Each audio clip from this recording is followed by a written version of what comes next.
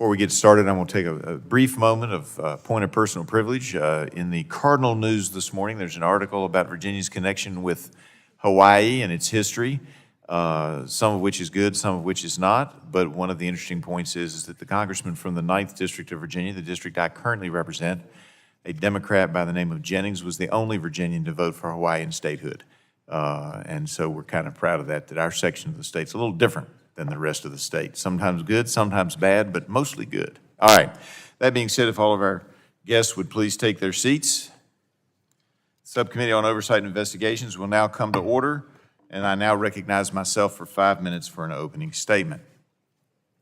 On August 7th and 8th, a series of fires broke out on the island of Maui and the island of Hawaii, including one that devastated the town of Lahaina on the west coast of Maui. While the Hawaiian Electric Company and the County of Maui dispute some facts surrounding these events, one thing is certain. This series of fires were catastrophic to the state of Hawaii, and we must make every effort to be vigilant and try and prevent a similar disaster from striking again. Tragically, the Lahaina fire took at least 97 lives, burned thousands of acres, caused billions of dollars in damage, and destroyed multiple native Hawaiian cultural and historical landmarks. I am deeply saddened to hear the stories of those who survived and awaiting news of their loved ones who still remain unaccounted for, who are still searching for housing, and who are wrestling with how they will survive after the fire consumed businesses and erased the island's tourism industry. While many continue to debate which exact decisions and circumstances contributed to the catastrophic scale of the Maui fires, it is not too early to start examining what can be done better. For example, some wildfire experts have noted that dense, flammable, non-native grasses have multiplied across the island in recent years, facilitating the deadly spread of the recent fires. Other reports have cited utility law experts who maintain that Hawaiian Electric waited too long to pursue important upgrades to harden and modernize the electric grid against wildfire risks. Still others have argued that Maui Electric Company, a subsidiary of Hawaiian Electric, was particularly slow in replacing outdated and deteriorating poles supporting its power lines. There were many decision makers involved along the way, and there is still much to sort out. To that end, Chair Rogers, Chair Duncan, and I probed some of these concerns in our August 30, 2023 letter to each of our invited witnesses, requesting additional information on their efforts to address wildfire risks on Maui. We thank our witnesses for their responses to our request, and I look forward to discussing the responses further today. Now I'd like to take a moment to introduce each of our witnesses for our first panel. We are joined today by Ms. Shelee Kimura, President and Chief Executive Officer at Hawaiian Electric Company. Hawaiian Electric subsidiary corporation Maui Electric Company provides service on Maui. Hawaiian Electric and its subordinate corporations provide service for 95% of Hawaii's residents. Finally, we also hear from somebody in there somewhere.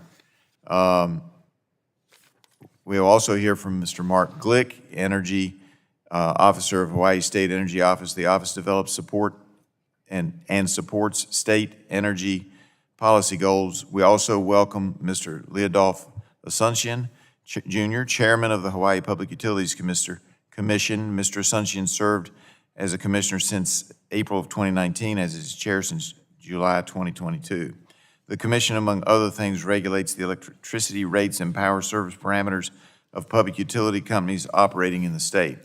Immediately after, we will convene a second panel consisting of testimony from our colleagues from the Hawaiian Congressional delegation. Representative Ed Case from Hawaii's 1st District will testify. We will also hear testimony from Representative Jill Tokuda, whose 2nd District of Hawaii includes the island of Maui. There are several investigations underway and still a lot of debate and speculation around the days in which the fires spread and about what has been done or has not been done in years prior. However, Congress has a responsibility to pursue a safe national energy policy, which includes hardened electric infrastructure that is prepared for events like wildfires and hurricanes. Congress has a portion of that responsibility along with state regulators and private sector partners. Accordingly, it is extremely important that we convene today to begin to ask the hard questions. Given this committee's role in protecting our electric utility infrastructure and its general jurisdiction over power utilities, we will focus today on that aspect of the disaster. I hope that what we learn here today will inform efforts at the federal, state, local, and utility level to protect constituents and ratepayers and reduce the chances of preventable losses of life and property to wildfires in the future. That said, I will also tell you that we have another hearing going on downstairs where we're looking at the electric grid, and so you will see members moving in and out because some members are on both subcommittees. I thank the witnesses for being here and participating in our efforts to learn from this horrible event and to prevent similar disasters from unfolding in such a deadly and destructive manner going forward. With that, I yield back and now recognize the ranking member of the subcommittee, Ms. Castor, for her 5-minute opening statement. Thank you, Mr. Chairman. Good morning, everyone. Just over 7 weeks ago, powerful wildfires devastated the town of Lahaina on the island of Maui in Hawaii. This was a sudden and horrific tragedy, and on behalf of the Democratic side, we extend our sincere condolences. Nearly 100 people died, and many more have lost their homes and businesses. The firsthand accounts of how quickly the fire spread and the chaos and confusion that resulted are horrendous. Many Hawaiian neighbors, military service, and Coast Guard members raced to rescue people that day. They worked through the smoke, flames, and pollution to save lives. They are heroes. Many others responded in the immediate aftermath, and more are on the ground now dedicated to recovery and relief. I understand that over 27 federal partners, including FEMA, EPA, the U.S. Army, and the Small Business Administration, are helping the people of Maui get back on their feet. And I appreciate the hands-on approach of Representatives Tokuda and Case and Senators Hirono and Schatz and how they are supporting and advocating for their neighbors. Top of mind for the Congress at this moment of a threatened government shutdown must be to ensure that the recovery work continues uninterrupted for the people of Maui. Today, I hope we can learn more about the conditions that caused the fire and what else Congress can do for the island. There are things that we do know already. We know that strong winds from a nearby hurricane combined with drought conditions and dry vegetation led to advanced warnings of fire on Maui. We know that the fire started on the edge of town in Lahaina on Maui's west coast and quickly grew out of control, ultimately devastating the town and claiming the lives of too many neighbors. Fire crews were dealing with another fire miles away. We know that people there are still suffering from the losses of their friends, families, and homes, and that firefighters are still working to contain wildfires elsewhere. What we do not know is the exact cause of the fire and what more, if anything, could have been done to prevent it from starting or spreading. Hawaiian Electric has said that one of its power lines ignited an earlier fire in Lahaina the morning of August 8th. The Maui Fire Department said it had extinguished that fire. But then fire was reported again in the same location and it quickly spread. While the National Weather Service in Honolulu began issuing alerts days before the Lahaina fire began, important questions remain about whether more could have been done to notify residents or de-energize power lines sooner. There are also critical questions about the steps local officials took in the 5 years since the wildfires struck Maui in 2018. These are important questions that are already being investigated, and while I strongly believe that we in Congress have an important oversight role to play, I do think it would have been helpful to have the benefit of the on-the-ground findings from the authorities before pulling the attention of our witnesses away from recovery efforts to appear before us. Nonetheless, I appreciate your willingness to be here today and hope we can learn more about this tragedy, whether and how it might have been prevented, and what can be done to prevent future tragedies like this, including ensuring that investments made for grid hardening under the Bipartisan Infrastructure Law and the Inflation Reduction Act are delivered quickly and effectively. I would also like to learn more about how electric and other infrastructure can be rebuilt in a more resilient way. It's only been 7 weeks since the Lahaina fire, and the emergency is not over. Investigators deserve time to do their work thoroughly and present their findings. Until we get a clearer picture, our primary focus must continue to be on relief and recovery efforts for the people of Maui. And that includes keeping government open and ensuring that federal resources are available to them. Thank you, Mr. Chairman, I yield back. Gentlelady yields back. Now recognize the chairwoman of the chair of the full committee, Ms. McMorris Rogers, for her 5 minutes. Thank you, Chair Griffith. Critical. It's a critical one. We're examining the tragic events that unfolded on the Hawaiian island of Maui last month. On August 7th and 8th, a series of fires broke out on the island, including one that destroyed the town of Lahaina. Our deepest condolences to the people of Maui as they face the daunting task of rebuilding their communities, mourn the loss of loved ones, and grapple with the painful memories of that terrifying day. The pain of seeing your home and your neighbors' homes destroyed within a matter of hours or even minutes is gut-wrenching.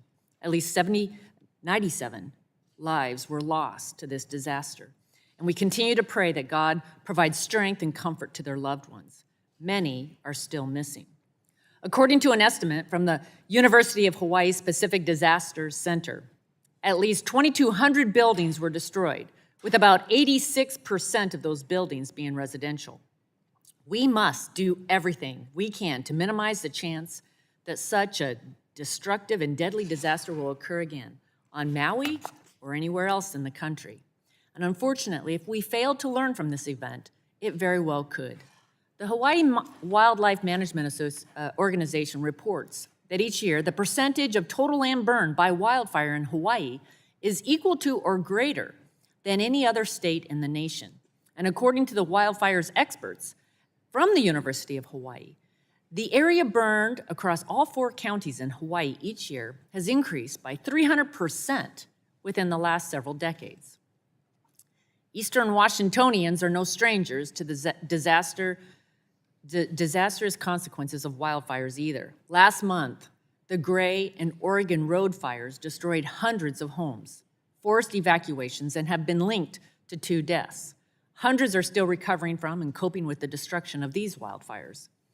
While it's difficult to revisit the disaster that occurred on Maui, we must examine any factors that could have caused or worsened the emergency, identify any unnecessary hazards that were allowed to persist, and pinpoint any additional precautions that could have been taken.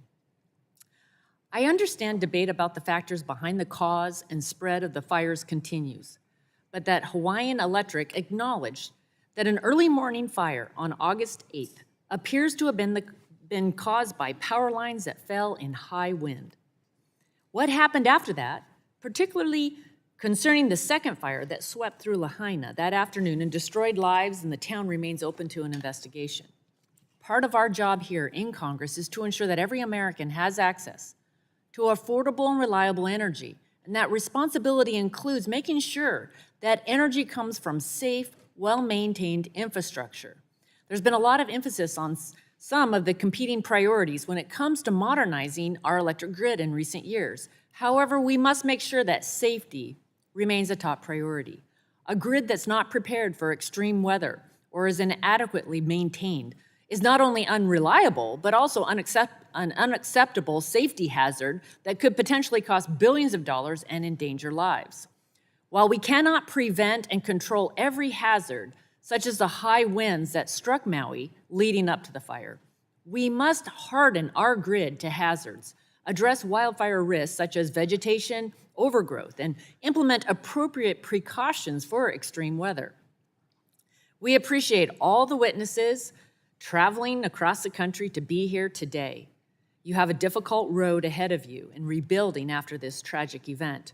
I hope that today we can learn how Congress can be a strong partner for utilities and state agencies in addressing grid safety concerns. And while there's other investigations ongoing, we hope that this hearing provides some clarity on how and why this disaster unfolded in such a catastrophic manner and what steps can be taken to minimize the likelihood of it occurring again. I yield back, Mr. Chairman.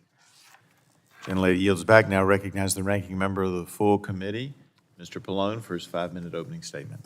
Thank you, Mr. Chairman.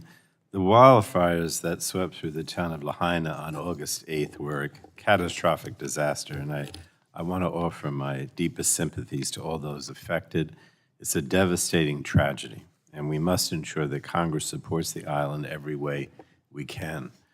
There are many unanswered questions about how this terrible tragedy happened, and I'm not going to go through all the things that have already been mentioned by my colleagues in terms of what actually happened or what we know.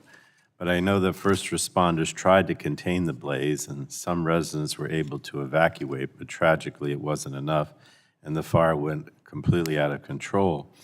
I also want to say that we can't overestimate or overstate the enormity of the disaster and the destruction it brought, and the fact that so many people died and are still missing, and that many of the deceased have not been identified, and many residents are living in temporary shelters because their homes are gone. Officials estimate that over 2,000 structures were damaged or destroyed. It's going to be a very long road to rebuild, and emergency responders, as has been mentioned, are still working day and night to fight the ongoing fires in remote areas of the island. Now, many factors appear to have contributed to the catastrophic scale of this fire. The extremely high winds pushing flames through dry vegetation rapidly escalated the fire's spread and prevented successful firefighting efforts. Evacuation routes were blocked by police due to downed trees and power lines, which resulted in bottlenecks and gridlocks on the few roads in and out of Lahaina. And power outages and damaged cell towers exacerbated communication problems and created further confusion. We do not know why emergency sirens were not activated to warn residents or what role the electric grid may have played in sparking the fire that ultimately destroyed Lahaina. In terms of a government response, the acting governor declared a state of emergency the day the fire started, and 2 days later, Governor Green requested a disaster declaration, which was immediately granted by the Biden administration. Within 48 hours, FEMA was on the ground in Maui, assembling crews for search and rescue and survivor assistance. Now, several official investigations are underway to get to the bottom of this disaster. Hawaii's Attorney General has commissioned the Fire Safety Research Institute to conduct a thorough examination of the causes. It's expected to make multiple interim reports before issuing a final report and recommendations around August of next year. Those on the ground with the most information and experience are the appropriate authorities to examine the causes of the fire, and I look forward to hearing from our witnesses. But I am concerned that this hearing is shifting attention and resources away from ongoing relief efforts on Maui and the official investigations that are still in their early stages. Congress should focus on ensuring that the federal government can continue providing relief to the people of Maui, and that means funding the government and funding FEMA's Disaster Relief Fund, which the President has asked us to do. And that is something specific that we and only we can and should do without delay. A reckless government showdown, or shutdown, I should say, which we know is imminent, would slow Maui's ability to rebuild and recover. And after all, this disaster is not over. Thousands of people are displaced and in desperate need of permanent housing. Firefighters are still working, and utility crews are working to restore power and repair damaged infrastructure.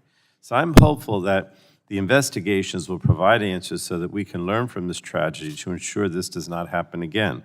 But right now, we must do all that we can to support the residents of Maui recover and rebuild.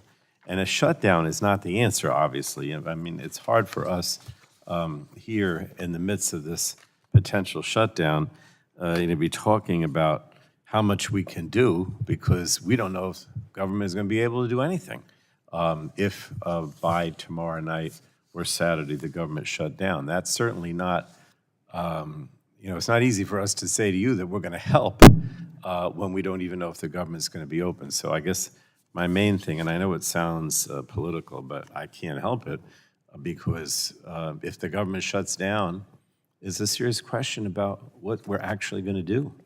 But in any case, we appreciate everybody being here, and we are determined to do whatever we can to help. So thank you, Mr. Chairman. I thank the gentleman.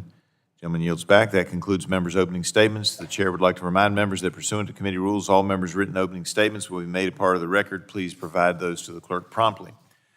Again, we want to thank our witnesses for being here today and taking the time to testify before this subcommittee. You will have an opportunity to give an opening statement followed by a round of questions from our members. Our witnesses today are Ms. Shelee Kimura, President and Chief Executive Officer, Hawaiian Electric, Mr. Mark B. Glick, Chief Energy Officer, Hawaii State Energy Office, and Mr. Leodoloff Asuncion, Jr., Chair of the Hawaii Public Utilities Commission. We appreciate you all being here, and I look forward to hearing from you. You're aware that this subcommittee is holding our oversight hearing, and when doing so, we have the practice of taking testimony under oath. Do any of you have an objection to taking testimony under oath or giving your testimony under oath?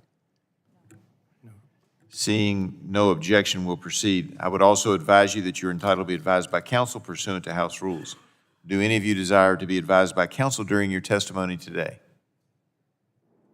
All right, I don't see any asking for that, so if you all would please stand and raise your right hand.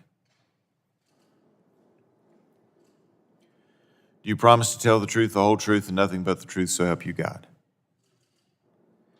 Seeing the witnesses all answered in the affirmative, you are now sworn. You may sit down. You're now sworn in and under oath, subject to the penalties set forth in Title 18, Section 1001 of the United States Code. With that, we will now recognize Ms. Kimura for her 5-minute opening statement. Thank you, Chair Griffith. If you push your mic, yeah. Is it working? It's not loud enough. Maybe you can pull it a little closer to you. Is that better? It's a little better. What do our technicians say? Are we okay? Testing. I think we're good. Go ahead. Better? Okay. Aloha and good morning. On August 8th in Lahaina, Maui, we saw human loss and devastation at a speed and scale that is difficult for our hearts and minds to process. I want to start by honoring those lost and those whose lives have been forever changed by this overwhelming and tragic event. Most of you know the word aloha. There's another word in the Hawaiian language, kuleana. Loosely translated, this word means responsibility.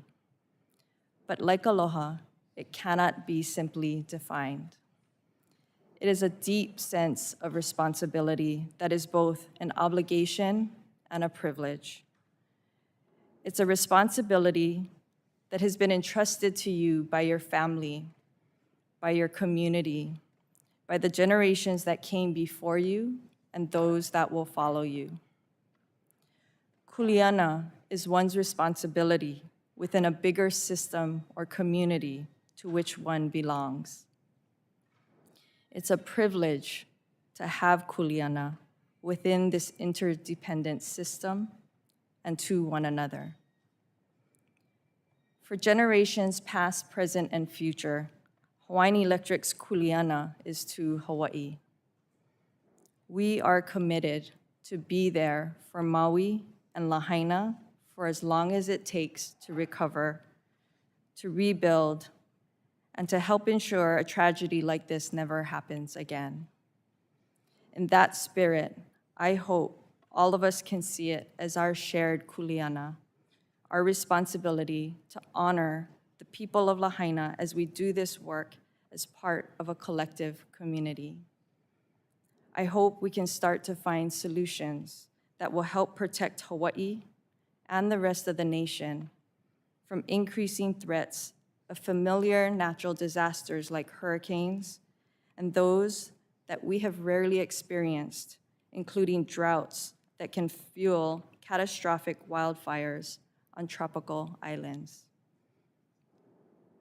Hawaii is the most isolated population on Earth.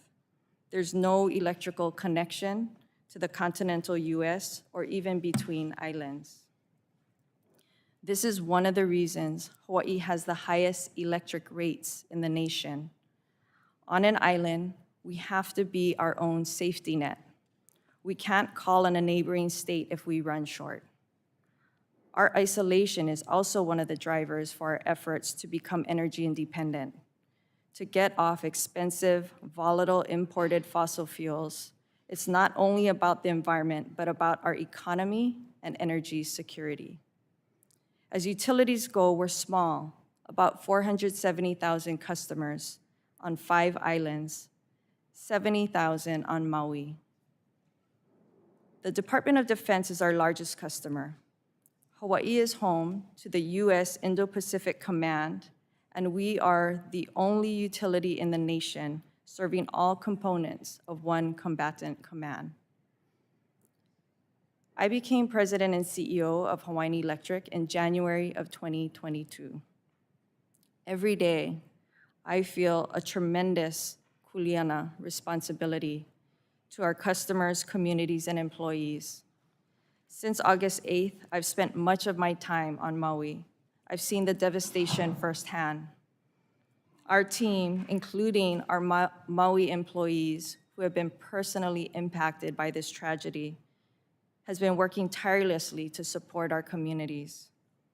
We all want to learn what happened on August 8th so that it never happens again. On that day, a fire at 6:30 a.m., what I will refer to as the morning fire, appears to have been caused by Hawaiian Electric power lines that fell in high winds. The Maui County Fire Department promptly responded to this fire. They reported that by 9 a.m. it was contained. After monitoring it for several hours, the fire department determined the fire had been extinguished. They left the scene in the early afternoon. At about 3 p.m., a time when all of Hawaiian Electric's power lines in West Maui had been de-energized for more than 6 hours, a second fire, the afternoon fire, began in the same area. The cause of that afternoon fire that spread to Lahaina has not been determined. We are working tirelessly to figure out what happened, and we are cooperating fully with federal and state investigators who have indicated it may take 12 to 18 months to conclude.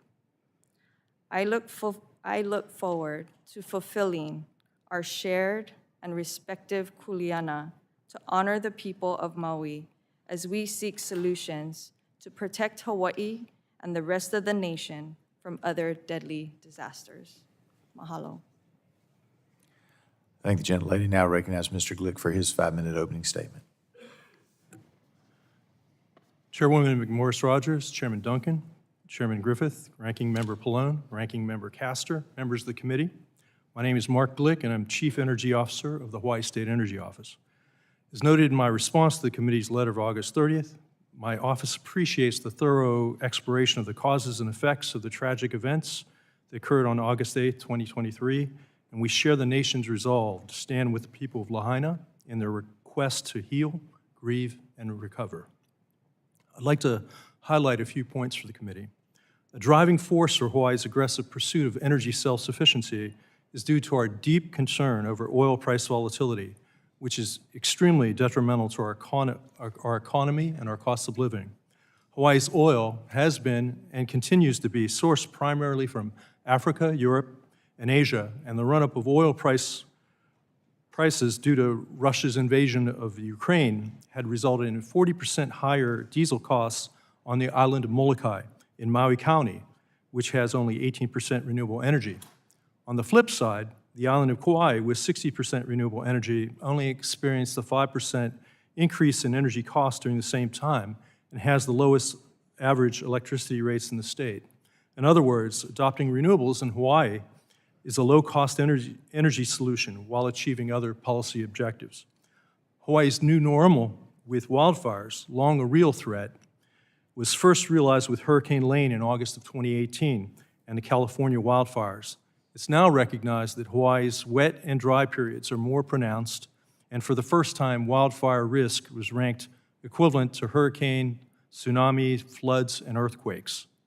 Since the deadly fire in Lahaina, the Energy Office has participated in discussions with the Attorney General and other parties and is aware that investigations are ongoing with respect to Hawaiian Electric's actions.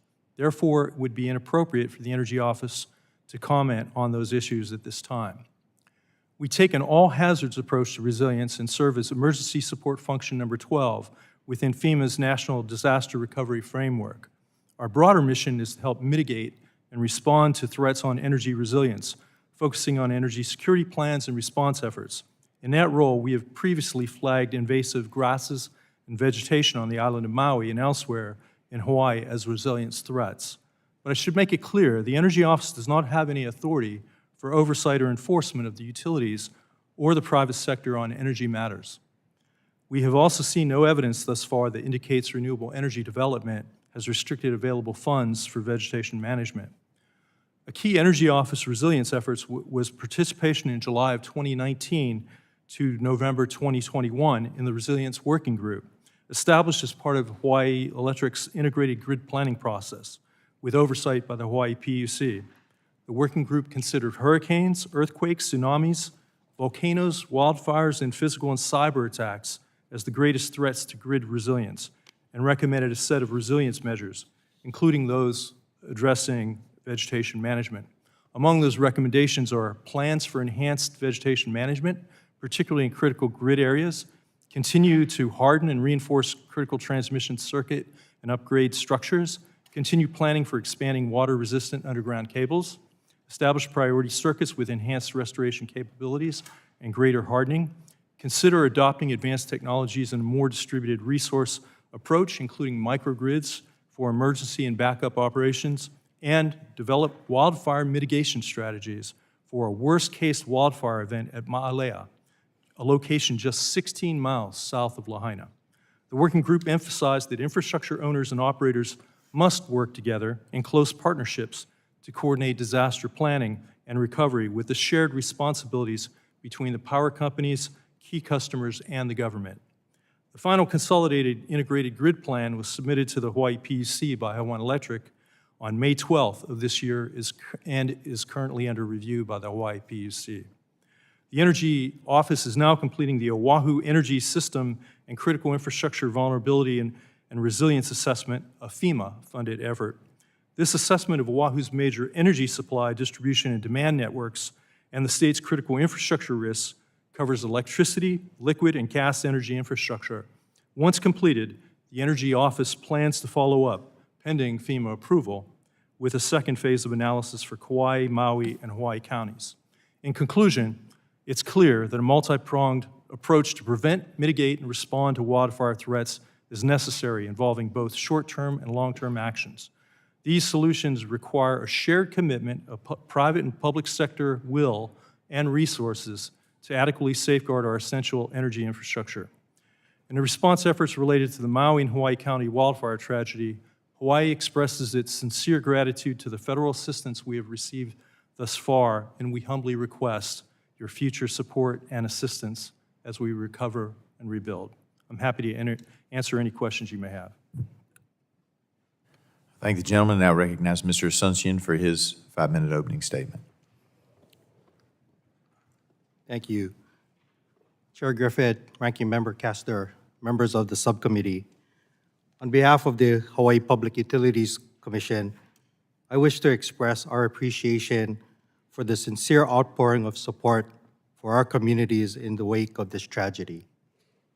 We appreciate this committee's focus on this issue and the opportunity to speak to you, as addressing the increasing number and magnitude of natural disasters requires unprecedented levels of collaborative action. We are still grappling with the devastation of this tragedy, and our hearts remain with all of the victims and their loved ones. These communities have been irreversibly impacted, and we intend to maintain our focus on supporting them as the months and years go by. In my statement, and you do have a copy of my written statement, the Commission wishes to share with this subcommittee its perspective on the following 3 topics. First, the Commission's role and jurisdiction to regulate Hawaii Electric utilities, particularly as it relates to natural disaster preparedness, safety, reliability, and resilience. Second, the Commission's priorities in responding to the August wildfires that include addressing immediate needs, preventing future catastrophic events, ensuring reliable, safe, clean, and affordable energy services, and protecting ratepayers by utilizing investigative findings to guide potential restoration actions. And third, the Commission's activities to mitigate the risk of wildfires that may be caused by or impact the electric grid.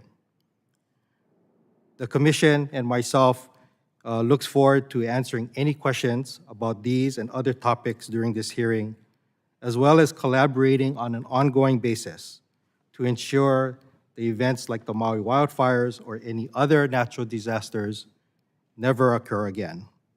Thank you, Mr. Chair. Thank the gentleman for his opening statement, and thank you all for your testimony. We'll now move to the question and answer portion of the hearing, and I will begin the questioning and recognize myself for 5 minutes. So my congressional district in Southwest Virginia is mountainous, rural, spread out, and is actually by land mass larger than Hawaii. So I can understand some of the problems and concerns that you all have.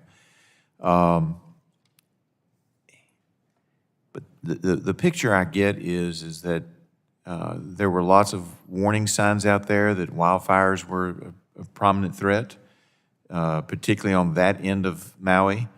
So I guess, Ms. Kimura, do you all gather information in real time on weather reports when planning preventive maintenance and power generation activities? And before a storm like this, do you have plans in place to watch what's happening and what's going to occur?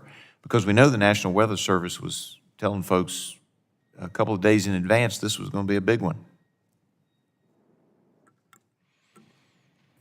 Thank you for that question. So we do monitor. We were very aware of the red flag warning of the high winds. Forecasters were indicating that it would be 35 to 45 mile per hour winds with gusts of 60 miles per hour. They later indicated, as this was happening, that they had then forecasted that parts of the state were experiencing much higher winds and gusts of about 80 miles per hour. When did you get that information, and were you all watching this yourselves? Was somebody monitoring that on a minute-by-minute basis? We have our teams, not me personally. Yes, ma'am. We have our teams that are getting the information from from third parties.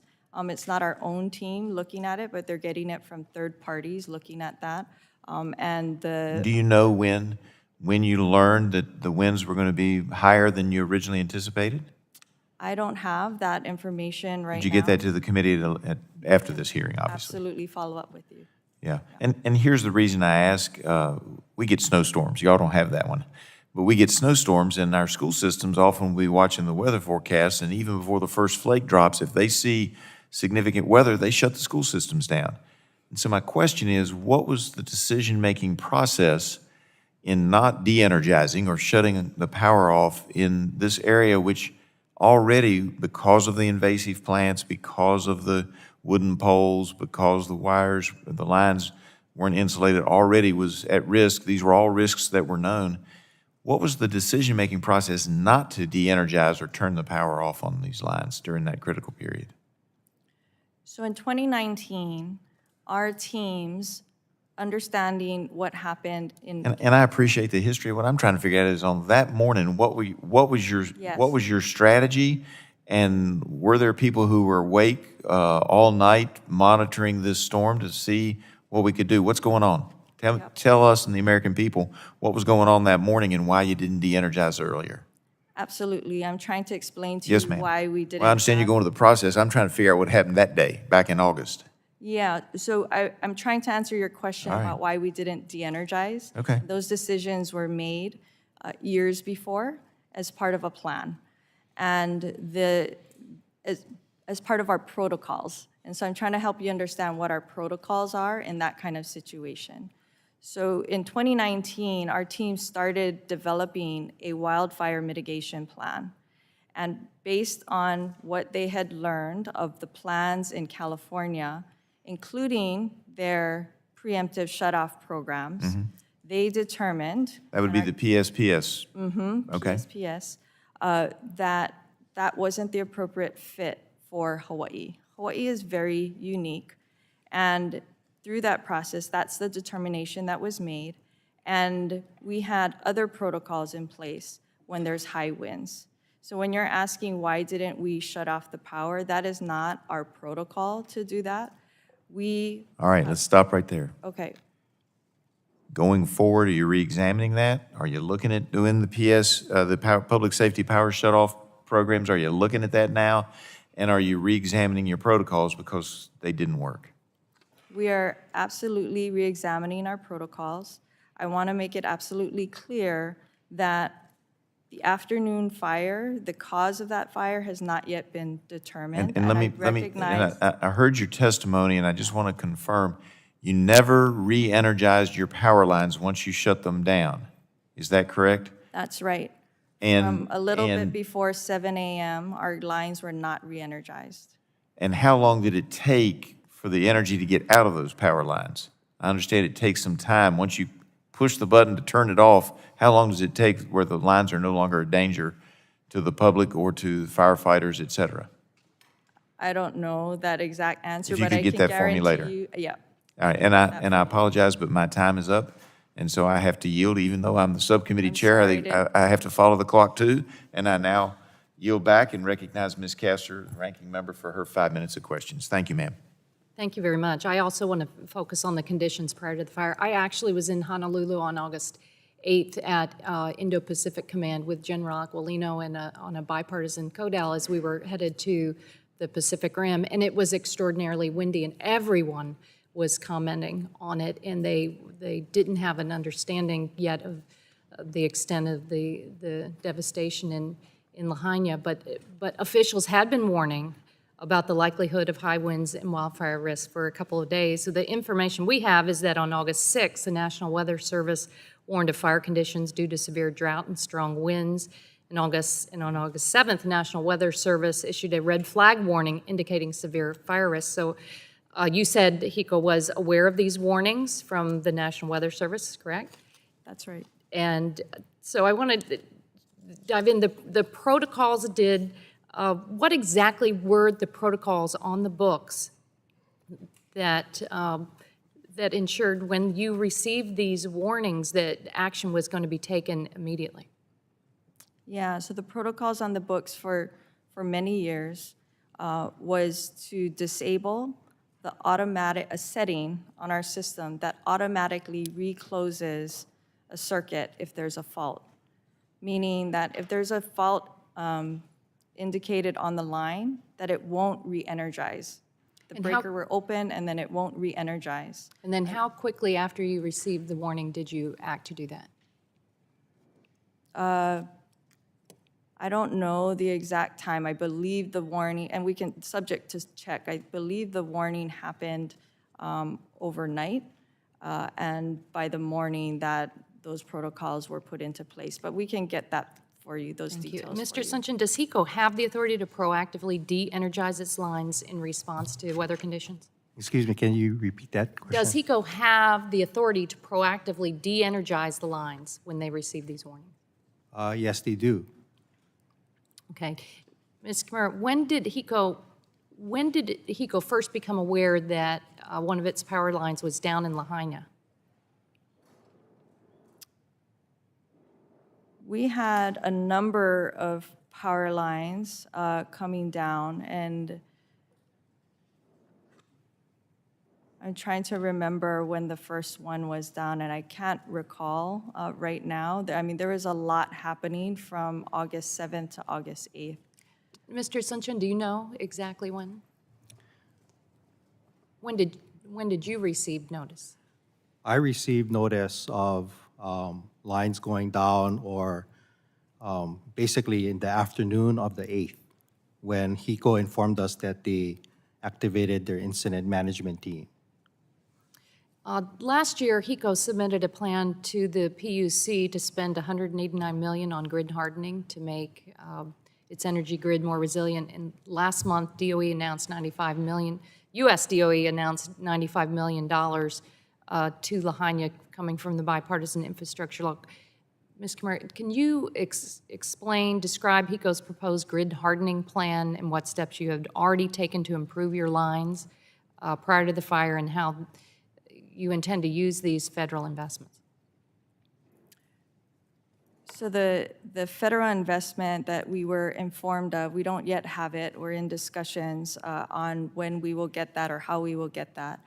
But that is going to help fund our transmission and distribution resilience program. And that is a multi-year program that we have in front of the Public Utilities Commission. We had filed for approval for that program in June of 2022. And that program was a result of years of work, including a lot of work with stakeholders as well. And that program includes addressing critical transmission and distribution infrastructure. Okay, but you had been working, you said yourself you've been working on this for a number of years. You weren't waiting for these federal dollars, hopefully. What work had been underway already to protect against wildfire risk? So we had been starting work, or we had been in process on doing work. A utility is always doing hardening work. The proposal was to increase and further the work that we're doing. Do you have that plan in writing on what had been proposed specifically for Maui and what work had been completed? We have the work in writing that had been proposed. We also have our wildfire mitigation plan, and we had began implementing that even before the approval of that plan. Thank you very much. I think the committee would like to see those documents, the plan that had been composed for years ahead of time, and then exactly what work had been taken in advance prior to these devastating fires. We'd be happy to provide that to you. Thank you. I yield back. Thank you for agreeing to provide that information, and I recognize the chairwoman of the full committee, Ms. McMorris-Rogers, for her 5 minutes of questioning. Mr. Glick, in your written testimony, you state that your office actively develops policies to achieve renewable energy and energy resiliency with the legislature, Public Utilities Commission, state agencies, and other relative stakeholders. In filing submitted to the Hawaii Public Utilities Commission last year, Hawaiian Electric stated most storm damage tends to be due to trees that are outside of the right-of-way. Utility best practice is to identify and proactively remove these trees, with the removal being paid for by the utility. A robust hazard tree program can greatly reduce the amount of damage that occurs during a major storm. Additionally, in the response to the committee's question about the vegetation management, Hawaiian Electric stated, the vast bulk of invasive grasses on the island of Maui are not on land owned or controlled by Hawaiian Electric. The utility also added, eliminating vegetation, such as grasses, present in easements and right-of-way, but not tall enough to contact the lines, is not generally within Hawaiian Electric rights. A 2021 report on wildfire prevention by the Maui County Cost of Government Commission concluded above-ground power lines that fail, short, or are low-hanging can cause fire ignition, sparks that could start a wildfire, particularly in wind or stormy conditions. This condition is exacerbated by overgrown areas in the right-of-way beneath lines. So, Mr. Glick, would you agree that preventing damage to power lines by vegetation and preventing the spread of wildfires that could destroy electric infrastructure is a resilience issue? Yeah, certainly vegetation management is critical and can cause damage to power lines. Thank you. Does your office plan to review potential policy changes that may be needed to address hazard trees near utilities, rights-of-way, and flammable, overgrown vegetation in the vicinity of electric infrastructure? Yeah, we're certainly aware of great investments that Hawaiian Electric and our other utility, Kauai Island Utility Cooperative, have made in Hawaiian Electric's case, particularly on Hawaii Island with albizia removal. Albizia trees are invasive trees that have caused great damage.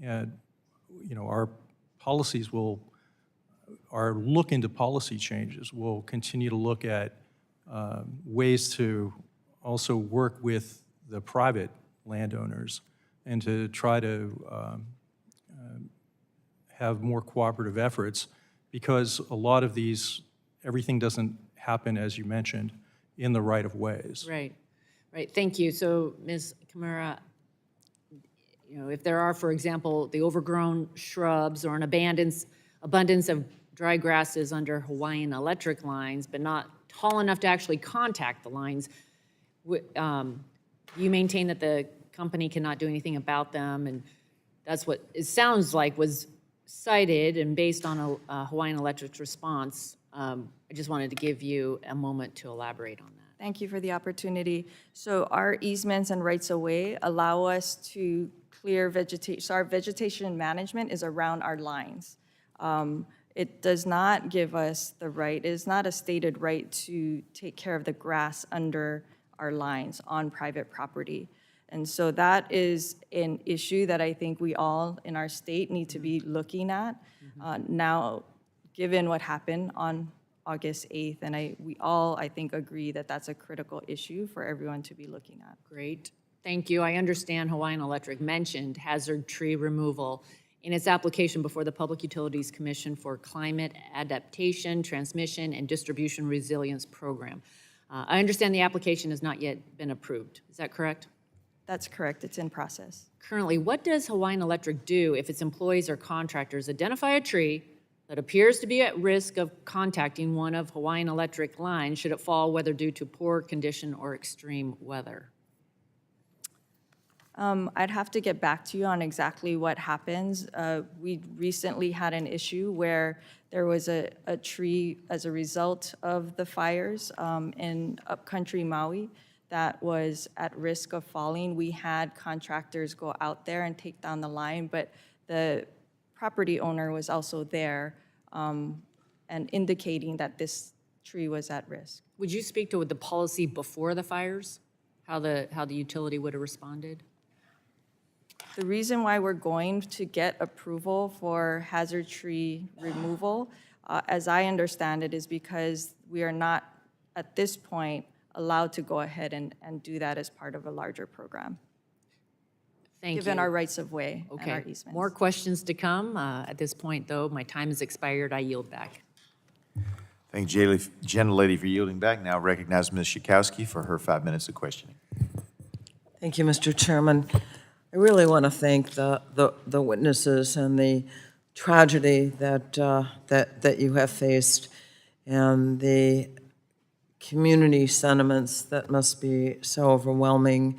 I want to say my condolences for the loss of life and the loss of history in such a beautiful community.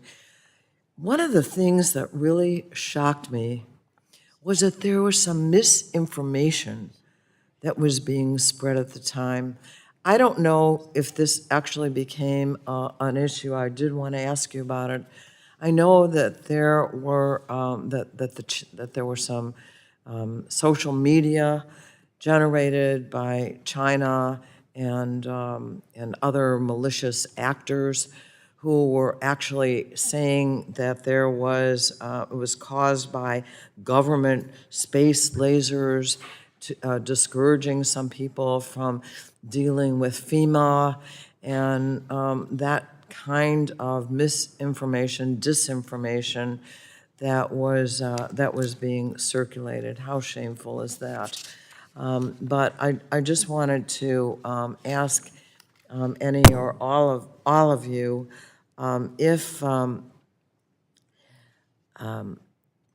this disinformation had any effect, if you had to deal with that at the same time as trying to address the tragedy and the things that happened afterwards and all the work that you had to do in order to do the best for your communities. So if you had any comments on that, hopefully it was not had a big effect, but let me hear from you.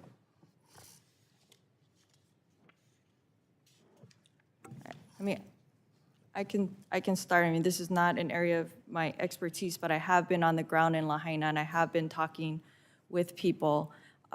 So it is very distracting, and it creates divide in the community.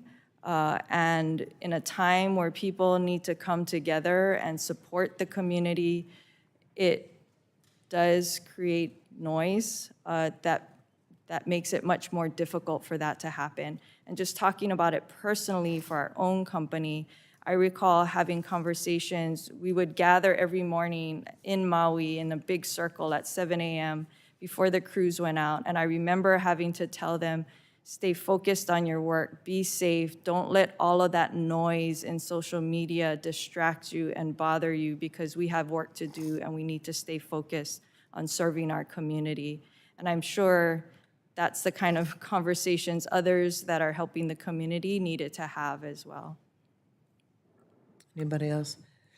The other thing I wanted to mention, so all of the investigation is not complete.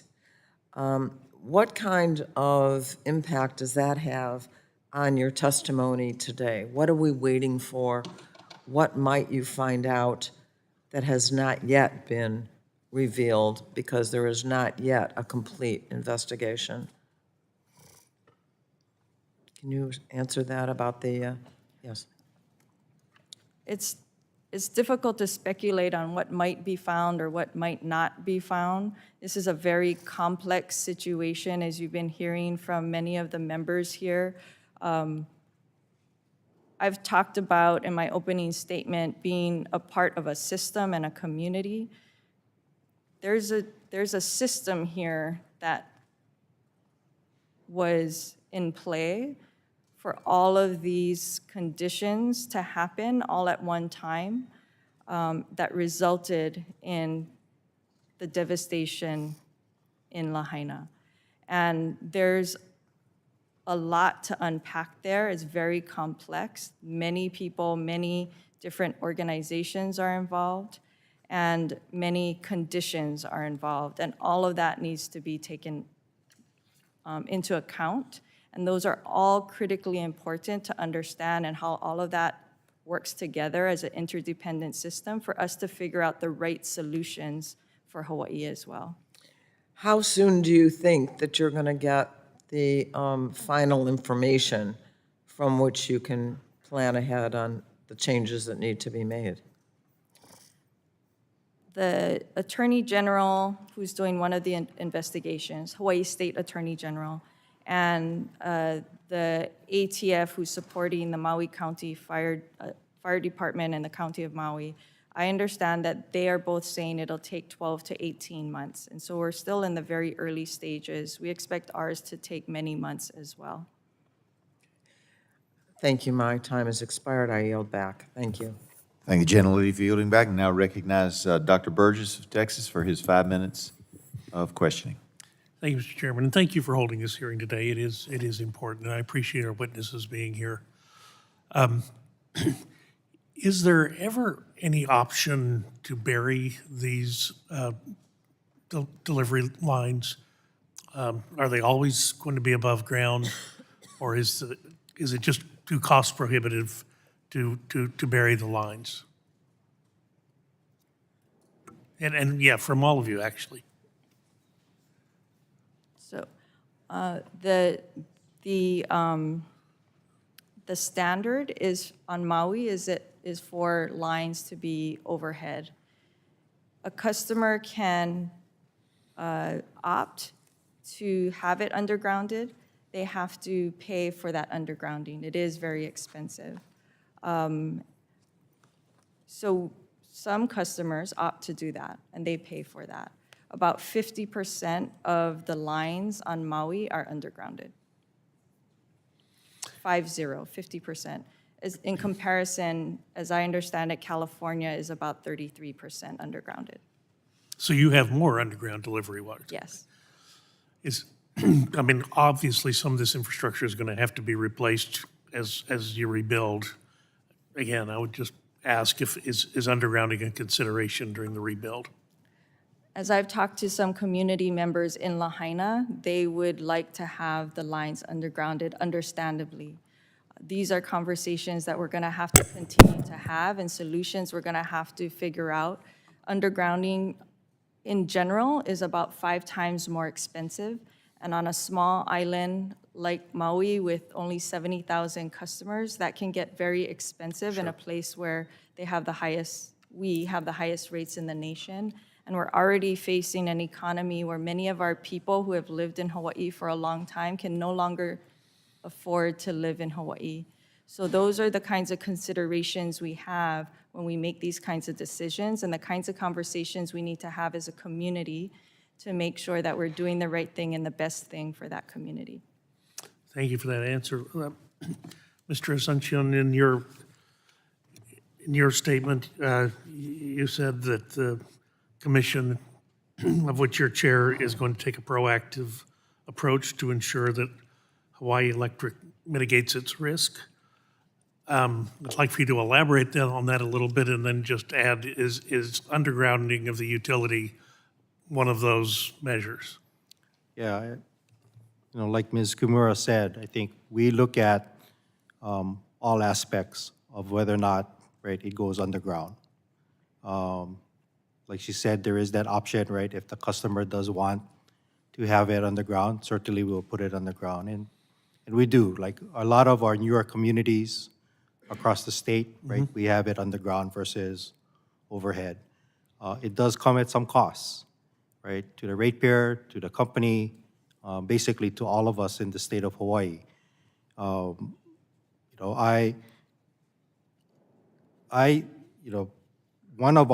One of our things is really looking at the cost, but I will say, as an urban planner, and knowing the conditions underground, especially in Hawaii, you hit the water table pretty quickly.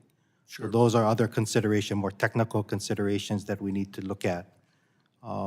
There is a cost to maintaining those lines underground. So all of that is wrapped up, in how we look at, the work that Hawaiian Electric will do, or even our cooperative on the island of Kauai, right? It's all the same considerations, right? At the end of the day, are we impacting the ratepayers greatly just for that island, right? We don't have like subsidizing of another island grid towards one. So at the end of the day, I get it, but sometimes the cost of doing nothing turns out to be prohibitive also. Let me just ask you, because does the age of the line make a difference?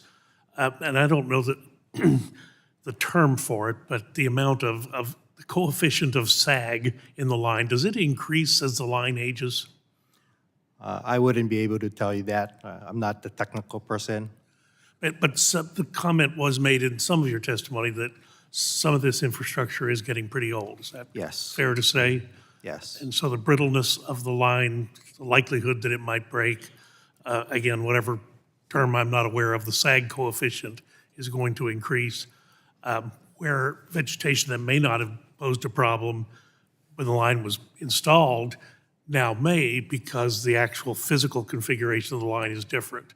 Is that a fair concern? Yes, it's fair. And, I think, some of those lines, depending on the age, right, they had a different type of standard or code at the time.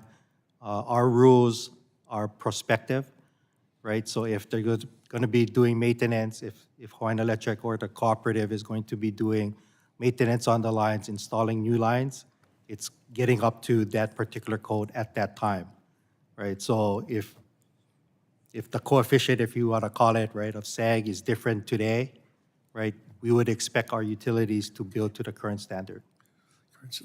Thank you, Mr. Chairman. I'll yield back. Gentleman yields back. Now recognize the ranking member of the full committee, Mr. Pallone of New Jersey, for his 5 minutes. Thank you, Mr. Chairman. I guess I reiterate again that I appreciate the witnesses being here and helping us understand what we can do in Congress to help with this catastrophe. But, I can't help think that you might be better off being at home, and we'd be better off if we could figure out, how to avoid this shutdown. So again, appeal to my colleagues on the other side to work with us to prevent the shutdown. But in any case, Ms. Kimura, I know there are many details still to be uncovered, but I'd like to ask you about the electrification of HCO's power lines. I understand that HCO has taken responsibility for the brush fire that broke out before 7 a.m. on August 8th near Lahaina Luna Road. Is that correct? And will you explain what led HCO to this conclusion? So we have a team doing an investigation, and many have also seen a video that a resident had taken in that area. In high winds, our lines fell to the ground, and it appears that a fire was sparked in that area. So it's the clearly, fi- I'm sorry. No, I was just going to explain that it started on a grassy area between a sidewalk and a road, and then what we think is it traveled up to the adjacent field that was behind one of the homes, and as we understand it, it turned into about a 3-acre fire, and the fire department was able to contain it and then extinguish it. So it's clear then that your lines were energized before 7 a.m. on August 8th, and that fire was eventually contained by the Maui Fire Department and monitored for hours until early that afternoon. But then around 3 p.m., HCO employees reported a fire in the same area as the earlier fire, and this is the blaze that then grew out of control and eventually destroyed Lahaina. Is that accurate? That's right, and by that time, at 3 p.m., our lines had been out for over 6 hours. Okay, because they were already de-energized at that time. De-energized, yes. So can you explain what exactly when exactly HCO shut the power off to its lines that day? When did that happen? So just before 7 a.m., none of our lines in the West Maui area serving customers were energized. And how can you confirm that the lines were not energized at that time? This is based on a lot of our system data, so our SCADA data, our smart meters, and discussions with our employees. And so that's part of the information that we looked at this from all angles because it was such a critical fact. And so we made sure that we looked at that very closely, and we're making our information available to the ATF. So, I mean, it's still important for the fire investigators to determine the role of these power lines. So have you agreed to cooperate with all the investigations into this matter? Absolutely. We've been fully cooperating and making our information available to them. And is HECO still conducting an internal investigation into the overall events of that day? Yes, we're still early in our investigation. And when do you expect to have results from your internal investigation? And do you commit to make those public when you have the results? I don't have an exact timeline on how long it will take, but we expect that it'll take many months to get done. And I'm sure that there will be more to talk about once we know what the results of those But you've committed, or you are willing to commit to make those results public once the investigation is completed? I think it's too early to speculate on exactly what comes out of this and what form it comes out, but we are committed to sharing what's critical with the public on this. Is there any reason why you wouldn't make it public? I mean, you seem to be hesitating a little bit. I think it's just too early to speculate on what that is going to look like in the future. We're very focused on finding out what happened there to make sure that it never happens again. All right. I'm just going to conclude, Mr. Chairman, again, that, we pledge to be a partner to the people of Maui as they recover and rebuild, do whatever we can to help on both sides of the aisle here. Thank you. Thank you, Mr. Chairman. Thank you. The ranking member yields back, and I will recognize myself for 5 minutes for questions. And I'm going to talk about, to Ms. Kimura, I want to ask you these questions. And it's about remote, how we monitor remote areas. I'm from Kentucky. We have a lot of rural areas as well with power lines. So just kind of interested moving forward. So just to establish it, I believe, Ms. Kimura, that Hawaiian Electric and its subsidiaries have equipment running through remote territory. Is that correct? I'm sorry, can you? You have equipment running through remote territory. Yes. So I'd like to learn more about how you monitor that and its in the grid for potential problems. News sources have reported that on Monday, August the 7th at 10:47 p.m., a security camera at the Maui Bird Conservation Center caught a bright flash in the woods, and one person at that location stated the power then went out, and the surrounding forest was on fire shortly after that. Was Hawaiian Electric aware of an incident involving its power lines at that time? I do not know what was known right at that moment. We would have had a fault indicated, but I can't tell you exactly what our personnel knew right in that moment. Did the personnel know of it from some kind of internal system, or did you only learn of it when the news report came out? I would need to get back to you to let you know exactly what they would know in that moment. Okay, because several news sources have reported that data shows a number of line faults in your electric grid on the August the 7th and the early morning of August the 8th. And in the Washington Post, a line fault is indication a power line has come in contact with another object or was knocked down.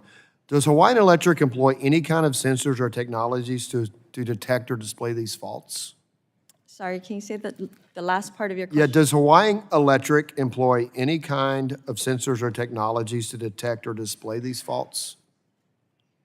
We do have technologies to do that, but we are also investing in additional technologies to have the situational awareness of what's happening on our systems and more control and awareness for our systems. Okay. So were any of these faults that you say you do have, I know you're looking at adding additional, but you do have fault detectors, as you said. Were any of these working on Maui on those dates? And did they alert the company that there could be an issue with some of its lines? And did anyone respond to go check out the problem? Again, for that, I can tell you that in general, we had many indications of faults, and we had employees going out to look at these faults. For that particular one, I can't tell you specifically what was happening in that moment. Okay. So also, in Hawaiian Electric's response to the committee's August 30, 2023 letter, Hawaiian Electric stated it had purchased 5 video cameras for Maui in 2023, and they are slated to be installed this year. Where does Maui Electric plan to place them? You don't have to provide specific sites. I'd like to know what your priorities are in placing the cameras you purchased. Yeah, I understand. We just got those cameras this week, and we intend to place at least some of them in West Maui. I can assure you of that. Did you purchase the cameras because of the fire, or you did it prior to you had the cameras I ordered? understand that those cameras were already ordered prior to the fire. They just came in right after unfortunately. That concludes my question, so I will yield unless anyone, Chairman, need any time. Yes, recognize the chair of the committee, subcommittee. Thank you, Mr. Chair. I'll yield to, actually. That's the right term. We were just speculating on answers to me and answers to Ms. Castor, and the impression that I was left with was that you were monitoring the weather situations in advance, but then the protocols weren't triggered till in the morning. Did the people who were monitoring the weather conditions not have the authority to trigger the protocols earlier than in the morning of the fire? They have the protocols to do that. They have the authority to trigger the I'm protocols. sorry, the protocol allows them the authority to do that. And do you know why they didn't trigger it when the storm was building up overnight? Why they didn't trigger it sooner than the next morning? So I need to get back to you on the timing. I was indicating to you that I'm not really sure about the exact timing of when they found out about the red flag warning and when the protocol was started. And so let me get back to you on that. All right, I appreciate that, and we would like an answer to that, but Yeah. the question still remains, you knew the red flag warnings were likely to be coming, but you Yes. didn't have the protocols automatically ready to go. And my time's up, so I got to yield back, but that's a question I think the committee's going to want an answer to at some point. The protocols were ready to go, just to be clear. The protocols were in place and Okay. ready to go, and they have the authority to institute it at their discretion by assessing the situation and understanding what the weather report is. I yield back. The chair yields back to me, and I yield back, and the chair recognizes Mr. Peters from California for 5 minutes. Thank you, Mr. Chairman. I want to thank all the witnesses for being here today under these very difficult circumstances. Our area in San Diego is familiar with devastating effects of wildfires, and you have my sympathies for what's happened to your community. And we know what it takes to rebuild, and I appreciate that you're needed at home and for what will be a long and difficult process. Due to the increasingly devastating impacts of climate change, disaster recovery efforts in general are going to need to incorporate strategies of resilience against future threats, and these efforts require a large-scale evaluation of existing grid infrastructure, specifically identifying opportunities to reduce ignition, such as through undergrounding power lines, for instance. But the risk assessment has to go beyond the threat of ignition. We need to ensure communities have sufficient evacuation routes, the defensible space around structures is prioritized and enforced. And the wildfire crisis will require a comprehensive response wherever it is faced. Mr. Glick, in your September 19th letter to the committee, you mentioned the Advanced Assistance 2.0 project. One of the listed goals is to provide Hawaii a Hawaii-specific framework for hazard mitigation and strategy implementation. What are some of the unique challenges facing grid infrastructure on Maui? Some of the unique challenges really have to do with a coordinated approach to being able to address problems in the infrastructure, and that's at the, with our home rule state. As a home rule state, we have county government sort of control of property taxes, for example, and in the counties have jurisdiction on some of the initial emergency management as well. And so part of it is ways to better coordinate when infrastructure is compromised. Well, what's the role of the State Energy Office in strengthening the grid, and are you making the necessary investments to address any challenges you've identified, especially challenges that are unique to Hawaii?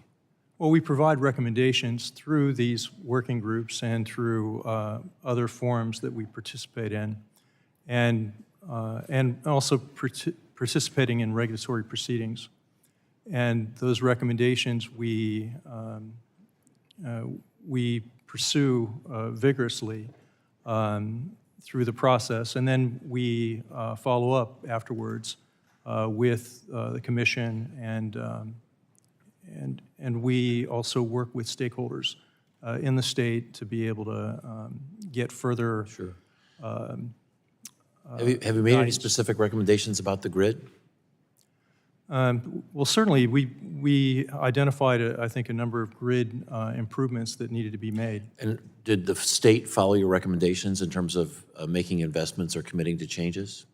Well, the interesting thing is that the working group that we participated in most recently, as I've mentioned, submitted those recommendations in 2022, and the full report of the integrated grid plan was submitted in May of 2023. So the Public Utilities Commission hasn't yet had an opportunity to review and issue a decision in order. Okay. But we hope that will be forthcoming in the next 12 months. Mr. Asuncion, the same question. What's the role that the PUC plays in strengthening the grid, and how has been the response to your work? Sure, thank you for the question.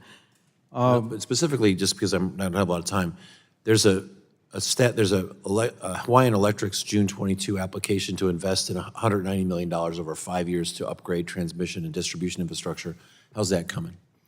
That is coming along well. I think there was the filing of the application, and then there was an opportunity here for Hawaiian Electric to get some federal money to supplement that, right? And at the end of the day, it does save our ratepayers basically half the cost of the project.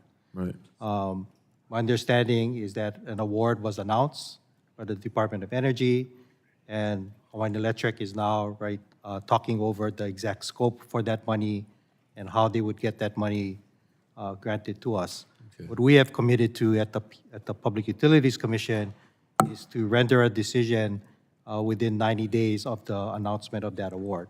But it sounds like you appreciate the role of this infrastructure investment and of transmission with relation to fires and resiliency. And sorry that that this came as you were preparing to deal with it, it appears. So I wish you the very, very best. And we send our love and prayers to the folks in Hawaii, and I yield back.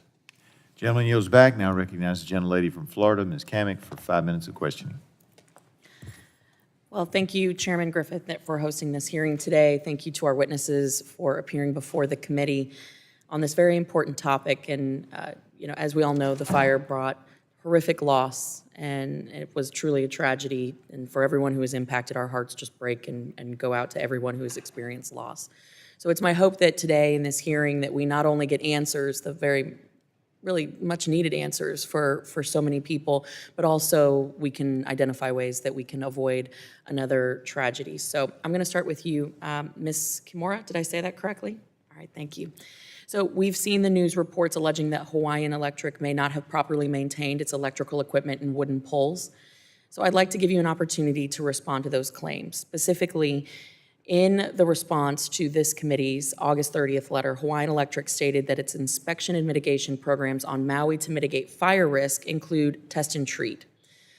That is the inspection of the poles. And you further explained that as part of the test and treat program, that you were looking for indicators of strength, anchor inspection, treatment of poles for rot and termites, et cetera. Being from Florida, I know what humidity and heat and wind and salt can do to environments and assets, so I understand it's a bit more challenging. But in that report, you stated that you had performed tests and treat programs on approximately 29,000 of the 31,000 wood poles in Maui County since 2013. Why were there approximately 2,000 poles that were not subjected to that same testing? If I could also take a moment now that I want to clarify an earlier thing that I was talking about in terms of the timing of the red flag warning and when we instituted our protocols. So I was just able to double check on that information. So it was, the red flag warning was initiated overnight on August 7th, and by the morning of August 7th at 7 a.m., we had instituted our protocols. And so I wanted to make that clarification the day before all of this happened. And so on the polls, you are absolutely right, 29 out of 31,000 over the last 10 years. The last 2,000, my understanding is that we just hadn't gotten to those yet, and they're part of our program now. We have looked at, there was a Wall Street Journal article that talked about this recently as well, and if I could take the opportunity to You could clarify certainly, you what could was in certainly there? submit that for the record. I mean, Okay. but for the purposes of time, I just really understand if any of those polls that were not tested and treated, those 2,000 plus-ish polls, if they were not part of that program over that 10-year span, were any of those polls the ones located in the areas that were struck by the fire on the 7th and the 8th?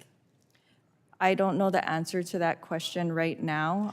As we indicated, there's a lot happening right now, and we're still in response mode and haven't been able to look at all of those things. It's a very good question and something that we will look at. I can tell you that near the fire, we had looked at one of the poles, and we know that that was inspected just in 2022. So, that's an indication of poles in those areas and the timing of when they were inspected. Okay. Well, and I appreciate it, and I certainly know, again, my state, my district just took a Cat 3 hurricane, and Very so sorry for that. I 100% understand that recovery comes first. But I think certainly in the future, it would be very helpful to understand if those particular poles were in the area that was the initial start and subsequent spread, but then also what we can be doing for the future in terms of mitigating this issue with either composite poles, concrete, steel, looking at a variety where there's areas that are especially prone to having a weakened structure that would be helpful. I have 39 seconds, so I'm going to jump around. I'm going to stay with you, Ms. Kimura. The report that you issued wasn't binding, that the county issued. The 2021, July 2021, the County of Maui Cost of Government Commission, that wildlife reduction, wildfire prevention and cost recovery on Maui, that report, that's not binding, correct? I don't know if that's binding. I think that one was you're aware of to the existence County of of it? Maui. Yes, I'm Okay. aware of the report. That was a report to the County of Maui. So did anyone from the utility engage with Maui County or the Cost of Government Commission following the report to identify a way that Hawaii Electric could help address the concerns that were laid out in this report? Based on what I was told, we were not tasked with those recommendations from the County of Maui. Those recommendations went to personnel within the County of Maui, and we were not necessarily tasked with those recommendations. That said, what those recommendations, the content of that recommendation, or those two recommendations, we were already doing that, and that's part of our wildfire mitigation plan. My time has expired, but I think it's really important for us to nail down what happens with jurisdiction on those recommendations and who takes responsibility for them. I know you said you were implementing a number of them, but I'd like to know where the liability falls. So with that, I yield back. Thank you to our witnesses once again. Thank the gentlelady for yielding back. Now I recognize the gentleman from Alabama, Mr. Palmer, for his 5 minutes of questioning. I thank the chairman. I thank the witnesses for appearing. It's heartbreaking what happened to Lahaina, and really, really hope that you can get things worked out for those people who have suffered so much. I do look forward to hearing from my colleagues from Hawaii and my friend Jill Tokuda. So I know this really hangs heavy over them. What I want to ask Mr. Asuncion is, after a rate case is decided by the Public Utility Commission, for instance, a filing to perform vegetation trimming under a power line easement, how does the commission go about verifying that the work was actually performed? We would constantly follow up with the utility, either through reporting, which we have a variety of types of reporting, either monthly or semi-annually or annually. What we want to make sure is how is it impacting the ratepayer, right? That the spending is in the right place, right, to take care of things, and that we see progress, right, on whatever the program is, right, versus not seeing progress. Well, I understand that you want to look out for the ratepayer, but I have some timberland, and there's a power line goes through it, and the power company is very diligent in keeping the vegetation cut down, making sure that there's not fuel underneath the wires that could be ignited, or that if it were ignited, it would not damage the lines or the poles that support the line. And I'm up there, and I can see what's being done. People who live around there can see that.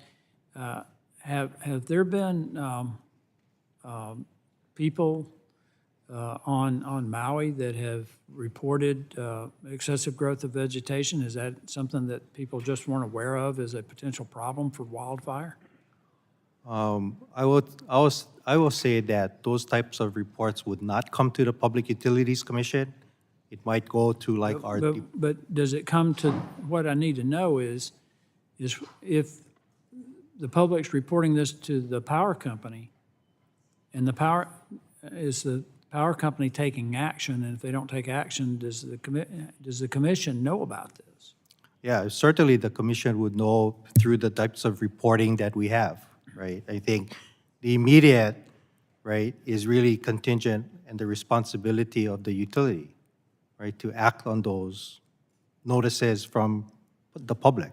But if they don't act on it, are there any penalties? Are there any enforcement actions that can be taken by the commission if the power company doesn't do the due diligence that I think every power company should do to make sure that they mitigate any risk for a wildfire or a harm to the public in any other way? Yeah, certainly we do have processes in place that would, right, we could call the utility before us and to explain their actions. Yeah, but are there any penalties? Excuse me? Are there any penalties? Are there fines or is there any way to exercise enforcement if the power companies are not complying with the requirements? Certainly, we would have to figure out either any penalties or any actions that the utility needs to make through our process. You say you have to figure it out. That leads me to conclude that you don't have those in place now. No, we do have those in place, is that we have to follow our process in order to get to that So level. if you find them out of compliance, you fine them, what action do you take? Do you fine the company or? Yeah, there is a number of ways that we could make sure that the utility is accountable, is held accountable, right? And it includes everything from conditions, right, all the way up to penalties. And like I said, we use our Mr. Chairman- process. Mr. Chairman, I'm not satisfied with the answers. I would like for the witness to provide to the committee in detail the enforcement measures that the commission can impose on a utility that doesn't comply with the regulations. Certainly, we can get that to the subcommittee. And Mr. Asuncion is willing to provide that for the committee. We appreciate it. Thank you. Thank you, Mr. Chairman. I yield back. Gentleman yields back. Now recognize Mr. Tonko for his 5 minutes of questioning. Thank you, Mr. Chair. I thank you and the ranking member for hosting this hearing, which is critically important. I know that it must be extremely difficult to be away from home right now while recovery efforts on Maui are still underway and we don't have answers to many important questions. So I do sincerely appreciate the witnesses being here to help us begin to understand how this disaster and the relief efforts unfolded. I do want to focus on the federal government's response in order to understand what support you have received and where more could be done to assist recovery efforts now and for future emergencies. My understanding is that on August 8th, the Lieutenant Governor issued an emergency proclamation and activated the Hawaiian National Guard shortly after it became clear that the Lahaina fire could not be controlled. So on August 10th, Hawaii Governor Green requested a major disaster declaration, which President Biden immediately approved. On August 18th, President Biden amended that declaration to make even more resources available for response and recovery efforts. So, Ms. Kimura, can you describe the federal involvement with recovery on Maui and what more might help support short-term recovery efforts on Maui? Our teams are part of the Maui Emergency Operations Center, and in that center, they're working alongside, and Maui County is coordinating the resources of FEMA, of EPA, of a number of different organizations. And so all of that assistance is greatly appreciated and has made a significant impact on our state's ability to support the Lahaina community. As we move forward, I can't speak to all the day-to-day things that are needed, but as we move forward and we need to rebuild what has happened in Maui, it is going to take a lot to clear what's there, and we appreciate the assistance that's being provided for that effort, not just our things, but the entire area, and to make it safe for people to go back, because there's a lot of toxins and hazards and all of those kinds of things. So that is going to be critically important, but as we rebuild, it's going to be very expensive. And I am very concerned about how the County of Maui and the citizens of Maui are going to be able to absorb the cost of that rebuild. And I think that's where assistance from the federal government could be very helpful to that community. Thank you. And again, Ms. Kimura, are there additional steps you would like to see Congress take to support long-term recovery efforts in Hawaii? This is not my area of expertise, so I apologize that I can't answer specifically about the specific needs. We know that there are, opportunities for federal funding, that we have a team of people looking at that, not just at our company, but at many other organizations to ensure that we look at all opportunities to support the recovery and rebuild of Maui. Thank you. And so I'll offer that question and direct it also to Mr. Asuncion, please. Excuse me, could you repeat that? Sure. Are there additional steps you would like to see Congress take to support long-term recovery efforts in Hawaii? Well, certainly, I think we always appreciate what the federal government can help us with, right? Be it, this particular disaster, be it other natural disasters that we have. I think we have always had a good relationship with the federal government, and in my world, I'd like to keep it that way. But I think, yeah, certainly, it's not only specific to Hawaii. I think all of our states that we represent, right, where we can get additional resources or assistance from the federal government, we would certainly appreciate that. Thank you. I have other questions that I'll get to the subcommittee so as to get you to respond in writing. But I thank you all, and many of us here in Congress are committed to Maui's recovery, are willing to do anything and everything that we can to support that effort. To that end, Congress must pass President Biden's supplemental appropriations request that includes $16 billion to prevent the disaster relief fund, which is currently supporting the recovery efforts on Maui from running dry. And I look forward to hearing from my colleagues from the Hawaiian delegation, Representatives Tokuda and Case. You all have my heartfelt condolences for what you and your community are experiencing, and we are totally committed to making a difference on your behalf. With that, Mr. Chair, I yield back. Gentleman yields back. Now recognize Mr. Duncan, who's joined us. He's chairing a subcommittee upstairs, and we appreciate you coming to be a part of this subcommittee as well. Now yield to you 5 minutes for your questions. Thank you, Mr. Chairman. The hearing upstairs on grid reliability and affordability, and a lot of things we're talking about in here. First off, I want to say that our hearts and our thoughts and prayers are with the folks in Maui. Ms. Kimura, I appreciated our conversation yesterday. I could see the pain in your face by what your fellow citizens there are enduring. And so I want you to know sincerely we will continue to do all we can and continue to lift you up in thoughts and prayers. Mr. Chairman, I want to submit for the record an article from the Institute of Energy Research titled Hawaii Invest in Renewable Energy Rather Than Wildfire Prevention. Article for the record. All right, we'll take that up at the end of the meeting according to our protocols. Thank you all for taking the time to be here. So I know it's a long trip. Ms. Kimura, it's my understanding that there were plans to build an LNG facility in Hawaii. Why did that project never come to fruition? This was many years ago. We had been working on a proposal for LNG infrastructure in Hawaii to import it into Hawaii. And that was part of a bridge strategy that we had to get to our renewable goals, to lower costs to our customers while we transition to renewables and also to lower the carbon footprint. When we were in the process of proposing those plans, the governor of the state of Hawaii at that time had indicated that that path forward was not appropriate for Hawaii, and that the focus and the investment should be on the 100, at the time, I don't think it was 100% renewables, but the focus should be on achieving the renewables goals and putting the investments there. So your dispatchable capacity comes from oil-fired now, and you're using some biodiesel. I understand that. I'm sorry, can you repeat that?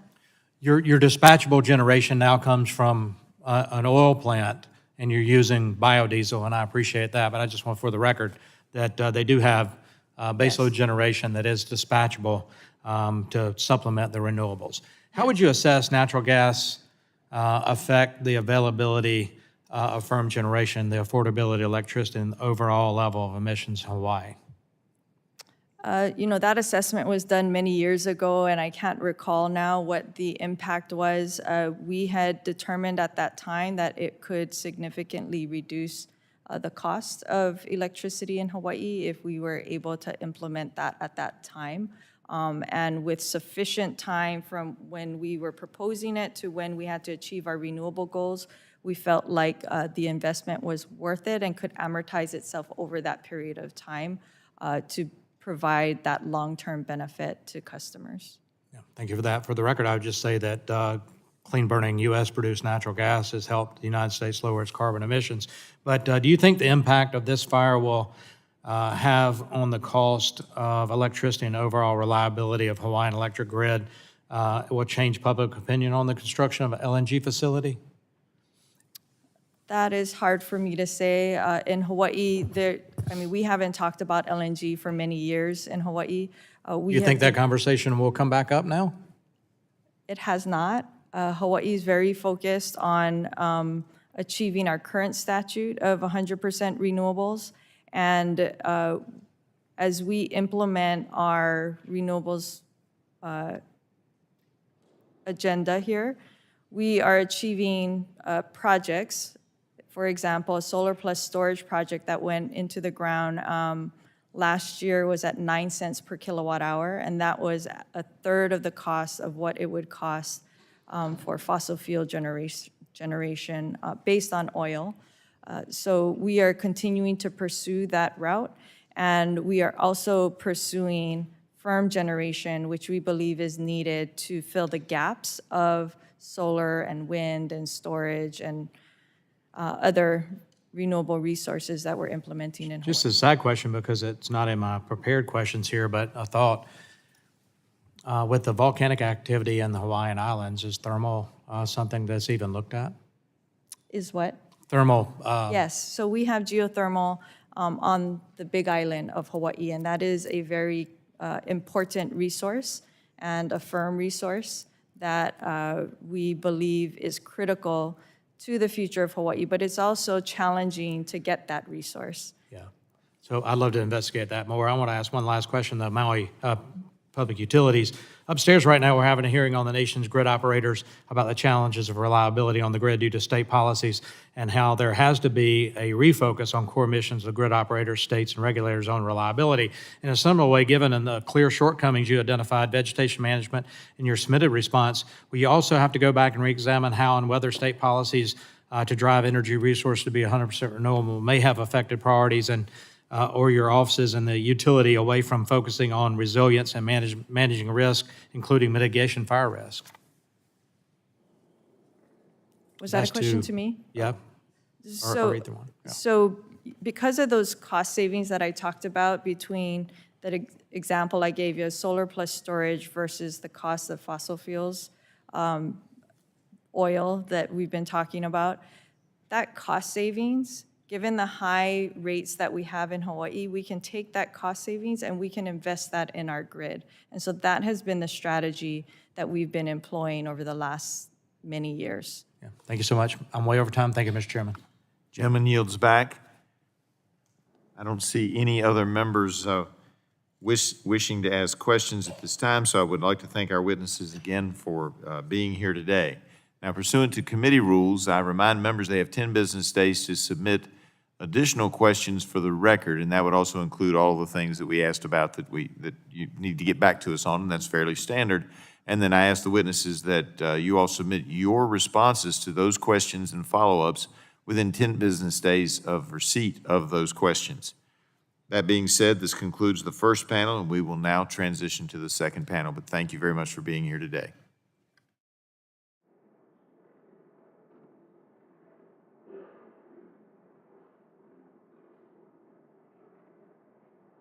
Why don't we take a 5-minute recess, and we'll come back for the second panel.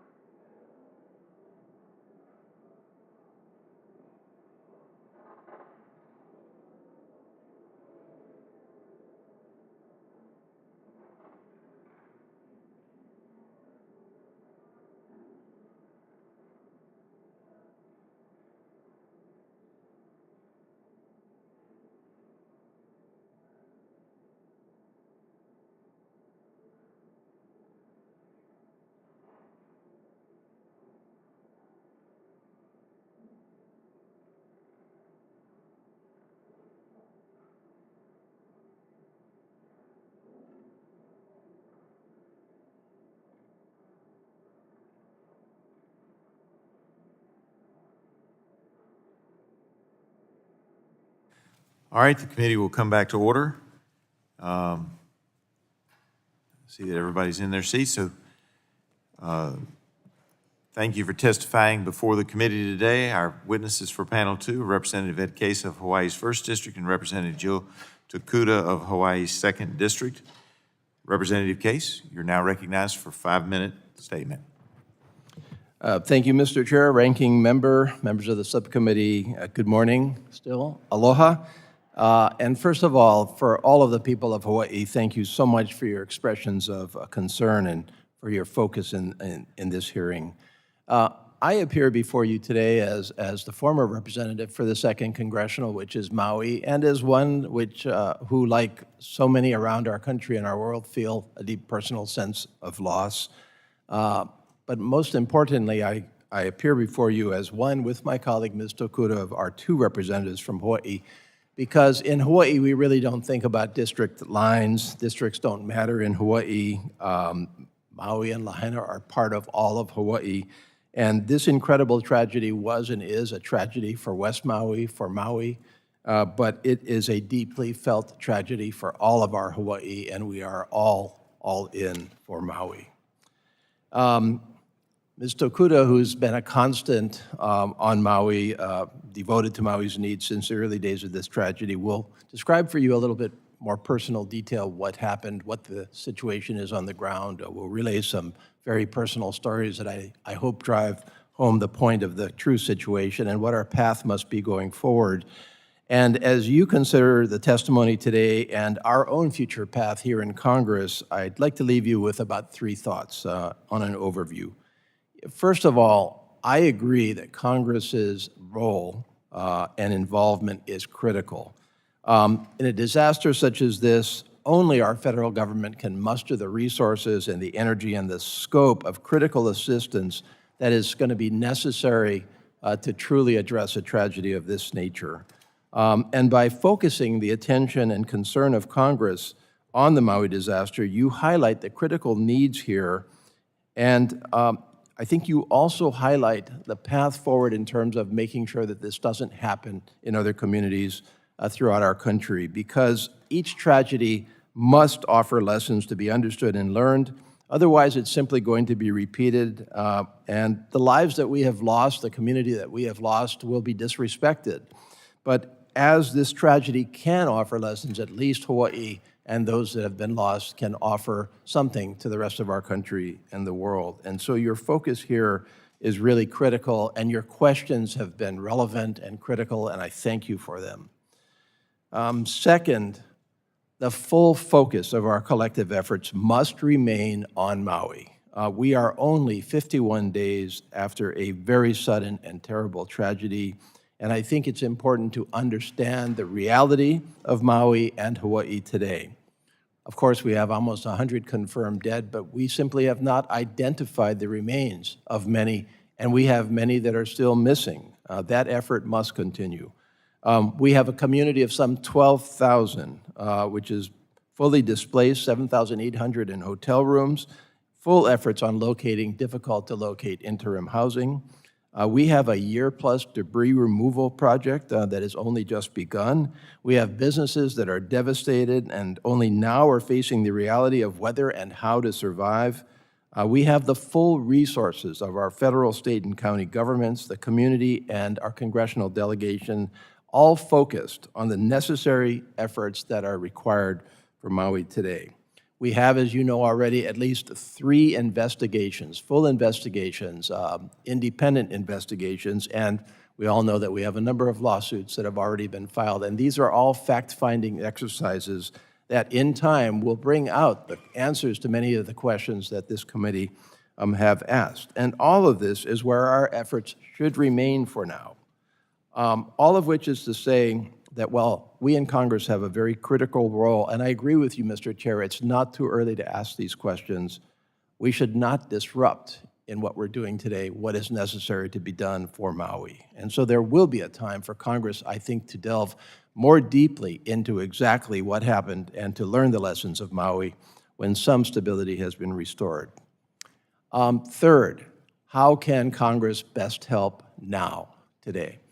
First of all, we ask you and encourage you to visit Maui, to see and feel for yourself this tragedy. This is something that we welcome the President, we welcome the Speaker, we've welcomed already many of our colleagues. Nothing can replace that sense of understanding to do that. And second, we ask that we all collectively fund the Disaster Relief Fund by the Federal Emergency Management Agency, which is running dangerously low now. So these are two concrete areas that we can help Maui and all of us right now. But again, for Maui, for our Hawaii, my deepest appreciation for your constructive effort today for this hearing, and we completely stand ready to work with you, not only for Maui, but for the rest of our country to make sure that the lessons are learned. Thank you again. Thank you very much for your comments, and now recognize Representative Jill Tokuda for her 5-minute statement. Thank you. Thank you.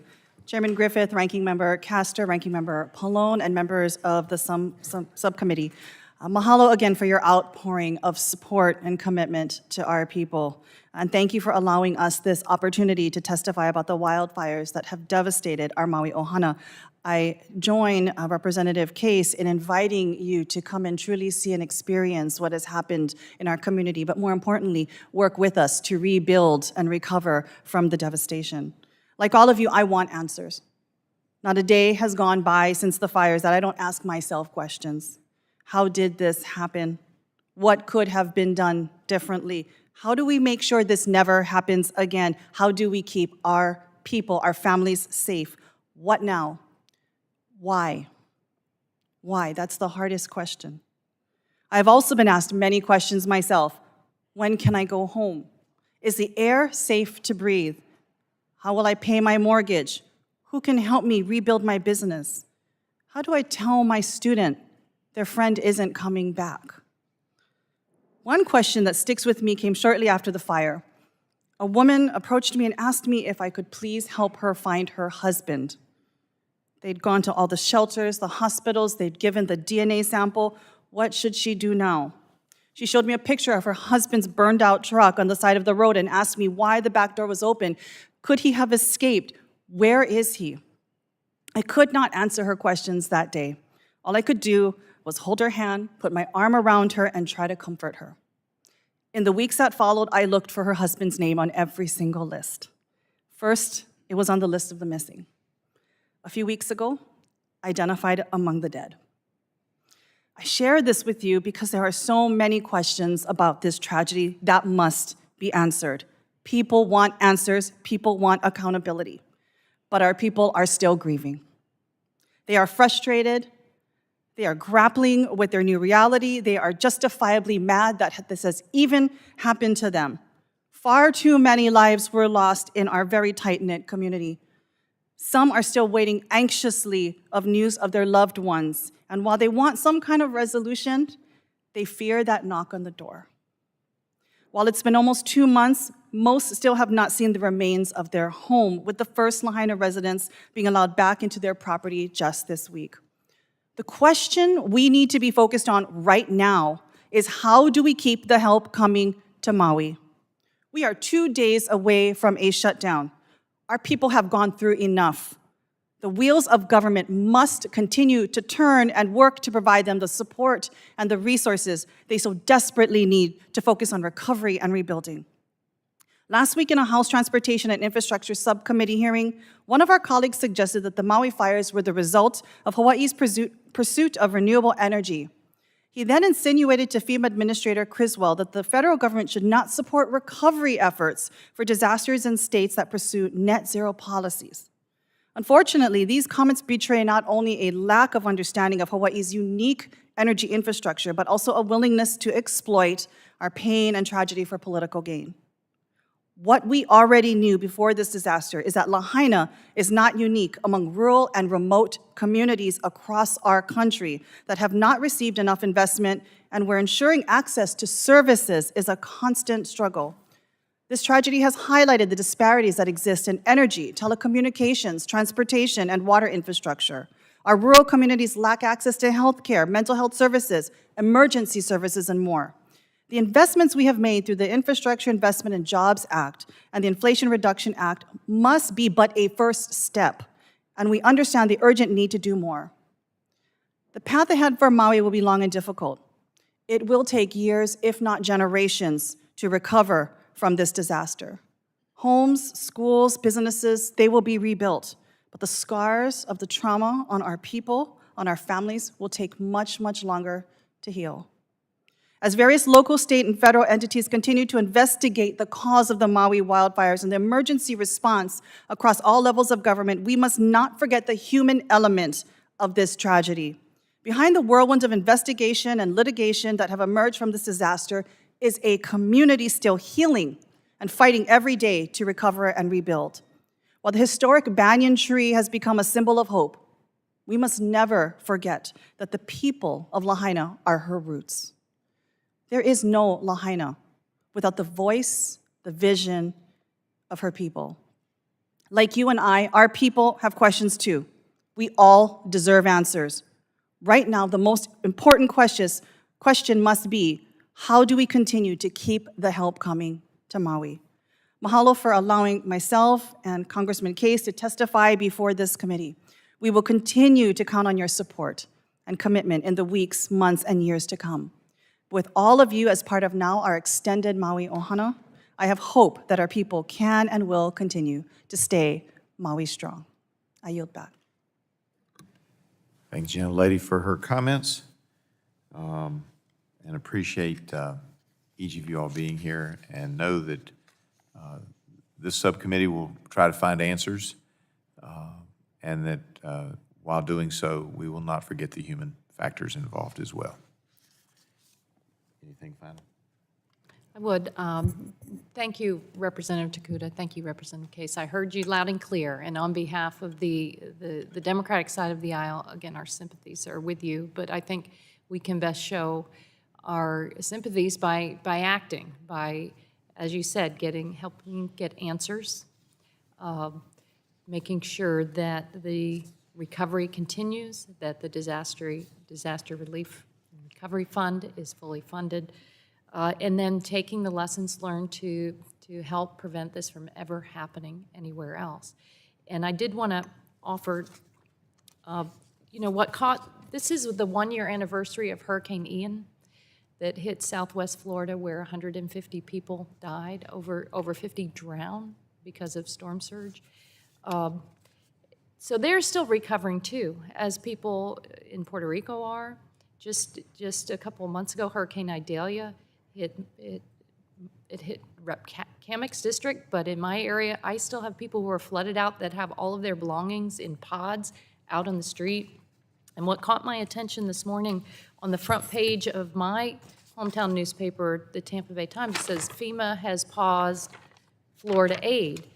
And I just, as Ranking Member Pallone has said, that we just cannot afford this shutdown. This story says that it's disrupted longer-term recovery projects already without going into the shutdown that's coming this weekend. But it's what FEMA's had to do is disrupt longer-term recovery projects in Florida, Puerto Rico, and in other communities hit by past calamities, illustrating how a Republican-led standoff in Congress could unleash real hardship in Americans' lives. It's impacting the reconstruction of the grid in Puerto Rico, says the Department of Economic Development and Commerce in Puerto Rico.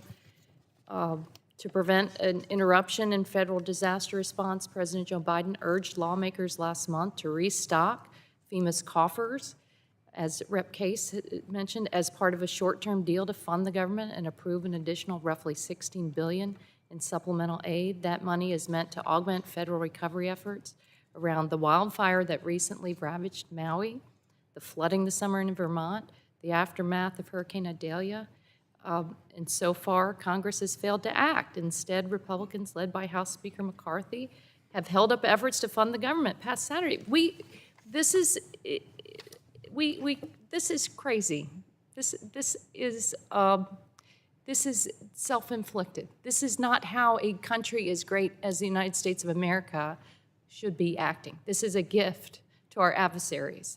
So I just urge my Republican colleagues, because I heard your very sincere sentiments, that you are here to help support the people of Maui. And the most important thing to do, it's in our power right now, since these investigations are going to be ongoing for months, the most important thing is to ensure that the people on the ground there can continue to help.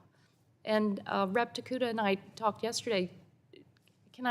I'd like to ask her a little question about what's going on in the I'm recovery. not allowed to ask questions. All right.